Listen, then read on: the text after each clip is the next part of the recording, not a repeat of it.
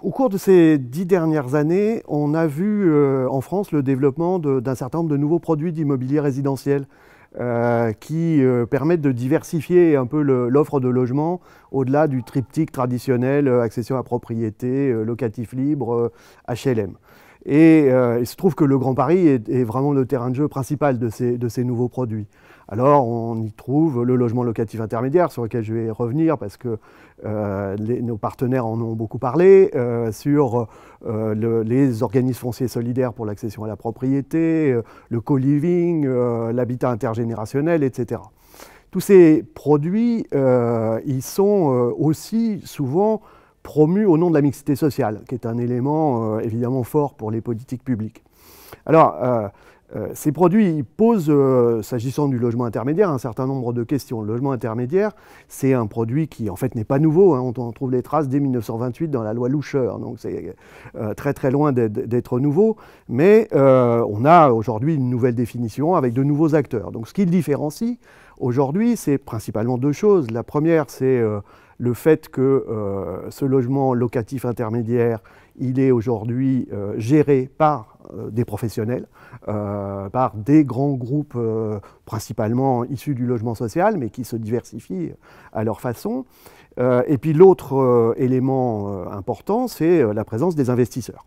Des investisseurs qui, là non plus, ne sont pas quelque chose de nouveau. On a longtemps parlé à propos du logement des zinzins, quoi, les investisseurs institutionnels qui ont été très présents dans les années 60-70, mais qui ont quitté le domaine du résidentiel très largement, hein, qui se sont beaucoup réorientés vers le bureau, les centres commerciaux, etc.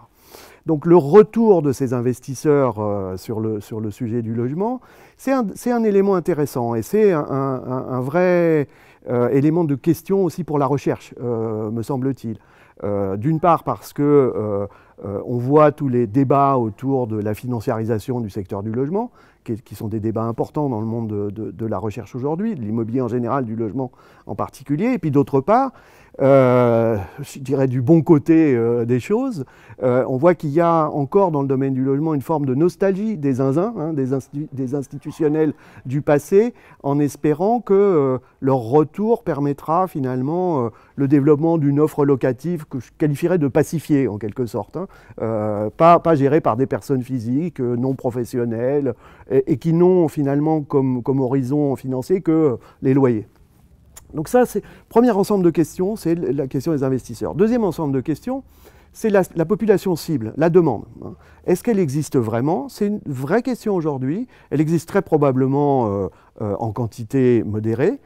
Est-ce qu'elle peut atteindre le niveau attendu par les principaux promoteurs du logement intermédiaire, qui parlent aujourd'hui beaucoup de ces fameux key workers, les travailleurs clés. Pourquoi on le dit en anglais? Parce que ce sont les Anglais à Londres qui ont inventé le concept dans les années 90, qui ont été un peu laissés de côté en France, qui reviennent très fort, et je pense que la crise sanitaire, les infirmières, les pompiers, etc., a joué un rôle dans le retour de cette question. Mais est-ce que ce public est un public pour le logement locatif intermédiaire ou est-ce que c'est un public pour le logement social au sens traditionnel? Le gouvernement y travaille aujourd'hui, dans la définition des ménages prioritaires pour le logement social. Il se pourrait que dans les mois qui viennent, on voit entrer cette question des travailleurs clés. Donc, de fait, le logement locatif intermédiaire peut se trouver en concurrence avec les segments les plus chers du logement locatif social. Jusqu'à quel point? Voilà. Deuxième catégorie de questions. Je pense qu'il y a des questions globales sur la demande. Troisième et dernière catégorie de questions, c'est la question des temporalités. Et cette question des temporalités, elle peut se décliner de beaucoup de façons différentes. La première, c'est la temporalité locative. C'est-à-dire, si on vise finalement des jeunes ménages en début de vie professionnelle, en début de vie familiale aussi, on va fabriquer des logements qui leur correspondent bien, des 2 pièces, des 3 pièces, et on va aussi, dans une certaine mesure, programmer leur départ. puisque dès que les familles vont croître, dès qu'ils auront plus d'enfants, dès qu'ils auront plus de moyens aussi, surtout si on se situe par exemple en deuxième couronne où il y a une concurrence frontale finalement, avec des formes d'accession à la propriété pour ce logement locatif intermédiaire, on peut parier sur le fait qu'il y aura une très forte mobilité dans ces logements. C'est une question à poser aux collectivités locales. Qu'est-ce que ça signifie d'avoir des logements dont la population se renouvelle constamment? Ça peut avoir un intérêt, ça peut aussi présenter un certain nombre de facteurs d'inquiétude. Deuxième élément de temporalité, c'est celle des investisseurs. C'est-à-dire quel est leur horizon temporel? À quel moment vont-ils souhaiter revendre, se défaire de ce patrimoine? Est-ce que c'est 10 ans? Est-ce que c'est 15 ans? Est-ce que c'est 20 ans? Et si oui, quel est le devenir? À qui revendront-ils? Est-ce qu'ils revendront à d'autres investisseurs? Est-ce qu'on va en faire, comme l'a dit un des interlocuteurs de la chaire, de l'accession à la propriété différée, c'est-à-dire l'idée que finalement on va revendre les logements à leurs occupants, ou est-ce qu'on va vendre à d'autres personnes physiques qui vont être éventuellement aussi des investisseurs qui vont en faire des logements locatifs?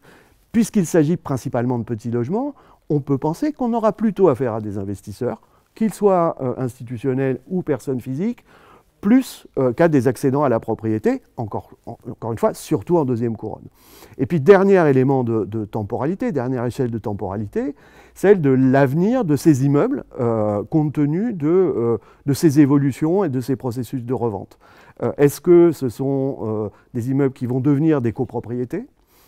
Si oui, est-ce que ce seront des copropriétés locatives ou des copropriétés de propriétaires, occupants? Et ça, ce sont des horizons à 20 ans. Et ce sont donc des préoccupations, en tout cas des questionnements que les collectivités territoriales sont en droit de mettre sur la table. Là encore, troisième sujet, potentiel de recherche pour la chaire ou pour d'autres.